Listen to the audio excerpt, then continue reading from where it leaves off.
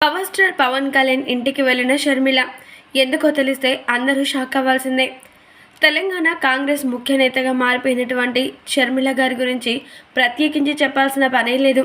ఒక్క మాటలో చెప్పాలంటే తను మాత్రం బంధుత్వాలు అన్నీ కూడా పక్కన పెట్టి నీతి నిజాయితీ కోసం పోరాడుతుందని చెప్పడంలో ఎలాంటి అతిశయోక్తి కూడా లేదు. తన సొంత అన్న జగన్మోహన్ రెడ్డి ఆంధ్ర ప్రభుత్వాన్ని ఏలుతున్న తీరును ఆమె ఎంతగానో విమర్శించింది.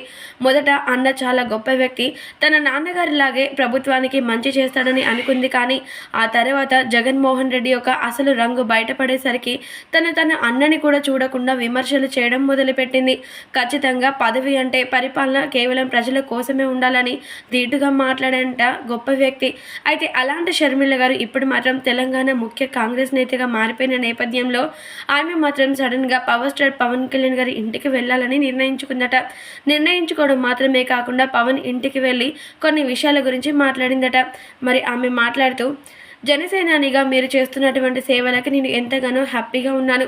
ఒక్క మాటలో చెప్పాలంటే ఆంధ్ర ప్రభుత్వంలో జరుగుతున్నటువంటి అవినీతిని పోరాడేందుకు మీలాంటి ఒక గొప్ప మహానుభావులు ముందుకు రావడం, ఎన్ని అగచాట్లు వచ్చినప్పటికీ మీరు వెనుదిరిగి చూడకుండా ముందుకు దూసుకు వెళ్ళడం నాకు చాలా అద్భుతంగా నచ్చింది.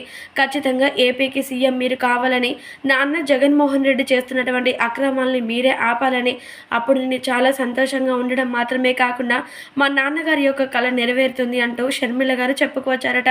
దీంతో జనసేనాని కూడా తప్పకుండా మీ అందరి కళ నెరవేర్చి ఏపీ ప్రజల యొక్క బాగోగుల్ని నేను చూసుకుంటాను అంటూ చెప్పుకొచ్చారట షర్మిల గారితో.